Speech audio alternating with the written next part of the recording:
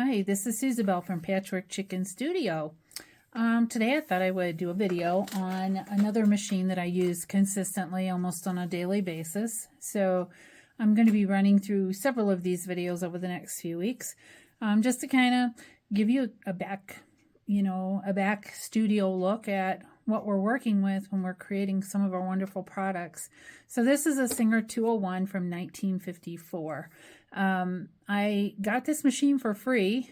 It was sitting in a shop that has now closed, but it was a shop where we could buy fabric and craft supplies, and we could also sell our product in their little marketplace. And she would get things, somebody would clean out a storage unit or grandma's basement or whatever. She would get a lot of things, and then she could turn around and sell those, and that's how they kept their business going.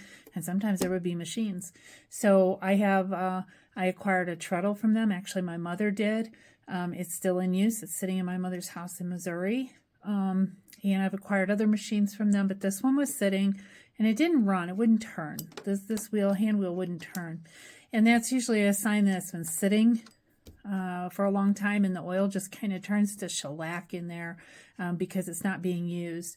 If you've heard the adage of, things in motion stay in motion and things at rest stay at rest, well, that's what happens with a sewing machine that doesn't get used. It probably had not been used for 20 years. This machine has some deep use on it, though. It has been used. It's got scratches and marks on it. There's a piece of tape here to hold on the light fixture because I haven't gotten a new one yet. I've had this machine for about a year and a half, maybe a little more. And it was not running when I got it. The motor would make noise, but it wouldn't actually run. But I had it running in about 3 hours and have used it ever since. So this machine is a little different than some of the other machines. You notice there's no belt here. There's no belt that's running this wheel. That's because it has what's called a potted motor, a gear-driven motor, and it's on the back here. It's called potted because it looks like a cup stuck on the back of the machine. And I'm not going to move the camera to show you, but it gives it power because it's direct drive through gears instead of a belt having to push everything along. Belts can weaken and they can stretch. You don't have that problem with this machine. These machines, there's a whole book written on these machines by a man named Alex Askeroff, who is a sewing machine, especially Singer sewing machine historian. He also works on machines, but he does a lot of work in writing about and demonstrating the beauty of some of these older machines. And so the 201s came out in the 1920s. They were not the beta version. There was a beta version before called a 101. But they came out to replace the 101 and were made to be super strong, and they do not take grease. So other machines have grease on their gears. This one only takes sewing machine oil. And that's because those gears are so tightly put together. So the tolerances are so tight. If you know anything about mechanics and machining, the tolerances are so tight that there's no room for grease. Grease will actually slow the machine down. And there's some legends that say these machines were put in factories that were sewing upholstery for car seats. I don't know if that's true or not. Alex put that in his book and said he's not sure it's true either, but it's a great legend. But basically what happened was the industrial machine would go down and it would take a while to get parts or the mechanic guy to fix it. In the meantime, they'd give them a 201 to use. And then when they came back to fix the industrial machine, the guy didn't want to give the 201 back. And that's sort of the legend there. So they're very strong, can sew through multiple layers of things and thicker fabrics. And so I've used this machine to sew vinyl, very thin vinyl, but I have a video on how I used a roller foot. This cute little thing, this cute little roller foot, how I used a roller foot to hem some vinyl for placemats. It'll sew through multiple layers of denim. I use it mostly for our canvas totes. So this is our 12 ounce, I think, duck canvas. It's super stiff. And when I'm sewing the tote bags, this can be 6 layers of fabric that I'm sewing through. It goes right through it with no problem.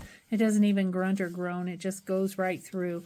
So I love that for the fact that it can do that. And then recently, I'm getting ready to take these back to my friend, but I have a friend who's a hunter, and he's in a wheelchair.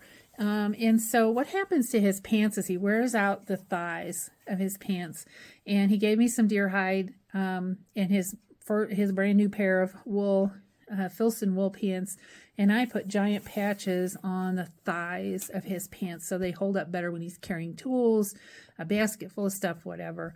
So this was fun to do. It took a lot of effort, but you can see that I was able to stitch that leather on with no problem. And this is not super thin leather. It's not super thick. It's not stiff. It is deer hide, so it's a little soft. But I was able to make these patches on his pants so he has what he needs to go into the next hunting season. So that's what this machine does. It is super quiet. One of my quietest machines. It just doesn't give me any fuss. I've also used it recently to put thick Velcro on our canopy top for our outdoor canopy that we use at shows. I needed to put Velcro on there. We had sticky back Velcro that came with the banner that we bought. Doesn't work. As soon as it got warm, it just wanted to just fall off of there. So I sewed the Velcro onto the canopy, and of course it did it like nobody's business. So I don't know any history on this machine. Don't know where it came from originally, who had it originally. I will say there is a ton of wear.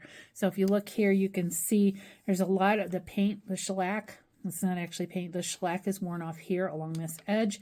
This beautiful detailing, the decals are worn. I can actually feel them because that shellac is worn off of there. There are, multiple scratches and whatever, but the machine runs amazing and does what I need it to do. And so one of the things about these vintage machines that we love so much is that we can run them hard, run them through heavier materials, really work them to their full capacity, and they never give us any trouble. You oil them regularly, you clean the dust and the lint out, and when I get done with the project, I take this off and get in there with a dusty brush. I use a paintbrush, and I get in there, and you can see some of the crud in there that I use to clean all of that dust and fuzz out, and I oil where it's supposed to be oiled, and just a drop or two is all it takes. It's pretty easy to maintain these machines. And the other thing I had to do with this machine when I got it is it had an aftermarket pedal on it. And I don't want an aftermarket pedal that's on the floor. This machine actually has a knee bar right under the table that you push with your knee, push it out to the right with your knee. So I replaced that pedal assembly and new cords because you never are sure how it was taken care of. And if the cords are brittle, you want to replace them, but they're an easy fix. It's easy to replace the cords. You just use lamp cord that you buy at the hardware store for, however many cents per foot. So anyway, I love this machine. One of my favorites. Her name is Sandy. That's named after the lady who owned the shop, who gave me the machine. She gave me the machine because she got tired of tripping over it. Nobody was buying it because it wouldn't turn. And really, a sewing machine person like me knows that you can always get those running again, and I did. So, meet Sandy. This is our Singer 201 from 1954, and she mainly makes our tote bags. Thanks for watching.